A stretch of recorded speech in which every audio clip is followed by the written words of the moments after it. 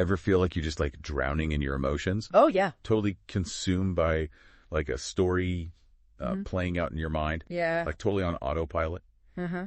Well, today we're going on a deep dive into a fascinating framework called the 4 mental zones. Hi. It's a way of understanding Oh, all those different spaces our minds inhabit throughout the day. Right. And how recognizing them can be a real game changer for your well-being. Yeah. It's like having a map to your own mental landscape. Okay. And the best part is you don't need to conquer any mountains or cross any raging rivers. Okay. Just understanding where you are on the map is a Yeah. huge step toward navigating your inner world more effectively. Okay, I love that analogy. Yeah. So tell me more about this map. Where did it come from? Well, it's all based on Ramesh's latest article, The Daily Spaces of the Mind. Okay. He published it just a few days ago, January 3rd, 2025. Okay. And it's already causing quite a stir. And what are these spaces exactly? He calls them mental zones, and he describes 4 distinct ones. Okay. Each zone has its own characteristics, its own flavor. Right. And we move between them throughout the day, depending on what's happening around us. Okay. And more importantly, how we're relating to those events internally. So it's not like one zone is inherently better than another? No, We're not trying to reach some ultimate zone of enlightenment. No, not at all. Okay. In fact, that's one of the most liberating aspects of this framework. Okay. It's not about judging or ranking the zones, but simply recognizing which one we're currently in. Mm-hmm. And here's the key. Simply being aware of which zone our identity is immersed in can significantly improve the quality of our mental health. Wow. Okay. Now I'm really intrigued. Yeah. Let's unpack these zones, shall we? Sure. What's the first one? The first zone is what Ramesh calls immersion in the story. Okay. It's that feeling of being completely absorbed in our thoughts and emotions, like we are the main character Yeah. in a drama unfolding in our minds. Right. Remember that feeling of, I'll never recover from this, Oh, yeah. after receiving public criticism. Uh-huh. That's classic zone 1. I know that feeling all too well. So in zone 1, we're basically lost in the narrative, Yeah, reacting emotionally without much awareness of what's really going on. exactly. And our sense of self, our identity, is right. totally wrapped up in that story. Yeah. We're identifying with those thoughts and feelings as if they define who we are. So how do we start to move out of that intense immersion? Right. Is that where the second zone comes in? You got it. Zone 2 is what Ramesh calls meta-awareness and analysis. It's that moment when we step back Right. and start to observe our thoughts and feelings with a bit more distance. Yeah. It's like hitting the pause button on the emotional roller coaster and asking ourselves, why am I reacting this way? So it's about becoming aware of the story we're telling ourselves rather than just being swept away by it. Precisely. Okay. In zone 2, we start to analyze Yeah. and question our assumptions. We might realize that our boss's criticism wasn't actually a personal attack, Right. but rather a reflection of their own stress or communication style. It's like we're putting on our detective hats and examining the evidence Yeah. rather than just reacting blindly. Exactly. Yeah. And that shift in perspective can be incredibly helpful in managing our emotional reactions. Okay, so we've got the intense immersion of zone 1 Mm-hmm. and the reflective analysis of zone 2. Right. What comes next? This is where it gets really interesting. Okay. Zone 3 is all about detached observation and open feeling. Okay. Imagine sitting on a mountaintop watching the clouds roll by below. Okay. You can see the storms brewing, the sunshine breaking through, but you're not down there getting tossed around by the wind. I love that imagery. Mm-hmm. So in zone 3, we're observing our thoughts and emotions without getting caught up in them. Exactly. We're allowing ourselves to feel them fully, but we're not clinging to them or letting them define us. Okay. It's like acknowledging that you're feeling embarrassed after a public speaking flub, Right. but not letting that embarrassment dictate your future actions or sense of self-worth. Yeah. You recognize the feeling, but you don't let it become you. So we're not suppressing our emotions in zone 3. We're just creating a space between ourselves and those feelings. Precisely. Okay. And that space, that detachment allows us to respond to situations with more clarity and wisdom. Okay. I'm starting to see how understanding these zones can be so helpful in managing our well-being. Right. But there's still one more zone, right? Yes. What's zone 4 all about? Zone 4 is the most subtle and elusive of the 4. Okay. Ramesh describes it as de-identification with mind and body. Okay. It's those rare moments Yeah. where the sense of self blurs or even dissolves entirely. So it's like those moments of awe and wonder we might experience in nature or during deep meditation. Exactly. Think of standing on the edge of the Grand Canyon, Yeah. feeling the vastness of the universe surrounding you, Yeah. or losing yourself in the rhythm of a dance. Okay. These are moments where the boundaries of our individual identity seem to fade away, and we experience a profound sense of interconnectedness. Wow, that sounds incredible. Yeah. But you said these moments are rare. Yes, they are. Does that mean we shouldn't even bother trying to access Zone 4? Not at all. Okay. It's not about forcing ourselves into Zone 4, Right. but rather recognizing that these states of consciousness are possible, Okay. and that cultivating certain practices like meditation or spending time in nature can make them more accessible. So it's more about creating the conditions that allow these experiences to arise organically. Exactly. Yeah. And even if we don't experience full-blown de-identification, Yeah. simply moving towards that direction, towards greater detachment and awareness, can have profound benefits for our mental and emotional well-being. This is all so fascinating. But I have to admit, Yeah. I'm still wrapping my head around the idea that no one zone is inherently better than another. It can be a bit of a paradigm shift. Yeah. We're so used to thinking in terms of hierarchies, Right. of striving for some ultimate state of being. Right. But Ramesh's framework encourages us Yeah.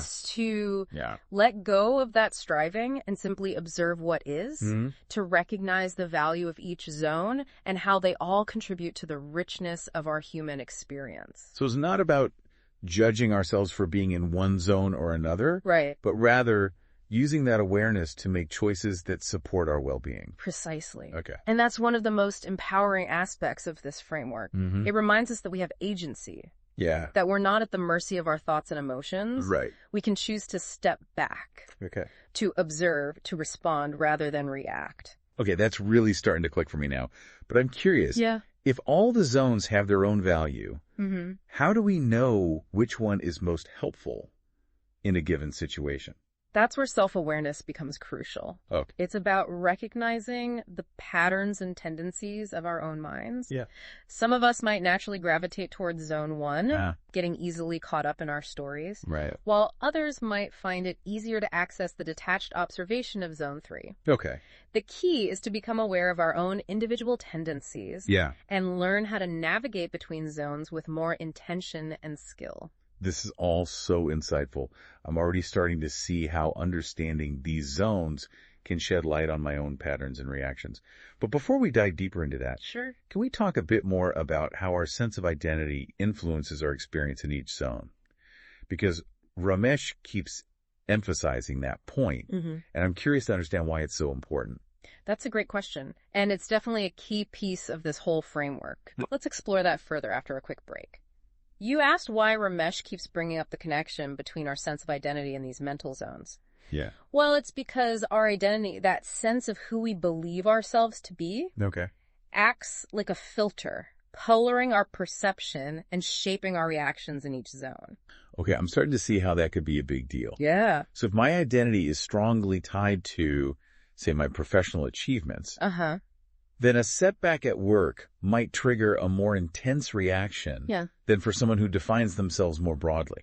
Exactly. In zone 1, that immersion in the story could be amplified. Right. Because the setback directly challenges your core sense of self. Okay. You might feel a wave of panic, Yeah. shame, or even despair because the story you're telling yourself about who you are is being threatened. And I imagine that same identity focus could impact how we navigate zone 2 as well, right? Absolutely. Yeah. If your identity is heavily invested in being successful, in zone 2, you might overanalyze the situation, ruminating on what you could have done differently or berating yourself for perceived failures. Right. You might miss the opportunity for genuine reflection and learning Yeah. because you're so caught up in protecting that self-image.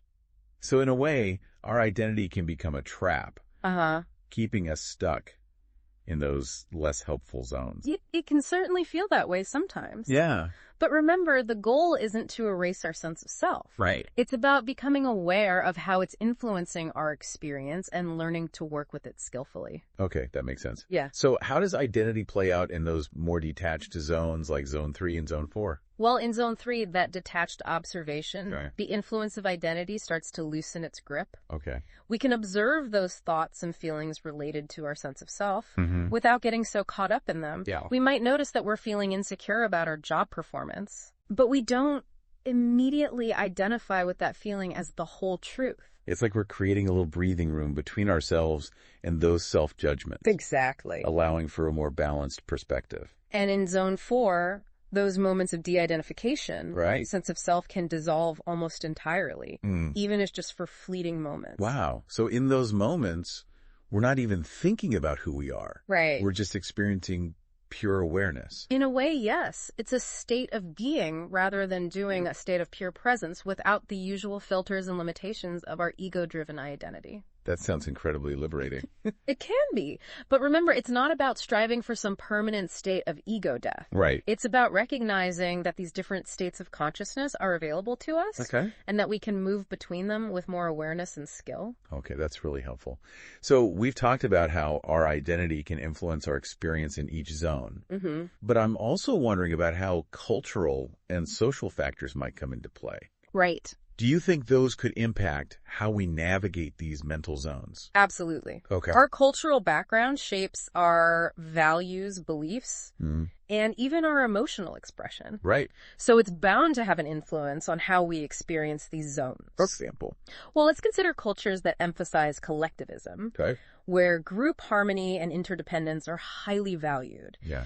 In those cultures, Zone 1 experiences, those moments of intense immersion in personal feelings, might be less frequent or less intense. Because they're more focused on the well-being of the group rather than their individual emotions. Exactly. Right. And when they do experience those intense emotions, Yeah. they might be more likely to seek support from their community, navigating those feelings through shared experiences and rituals rather than isolating themselves.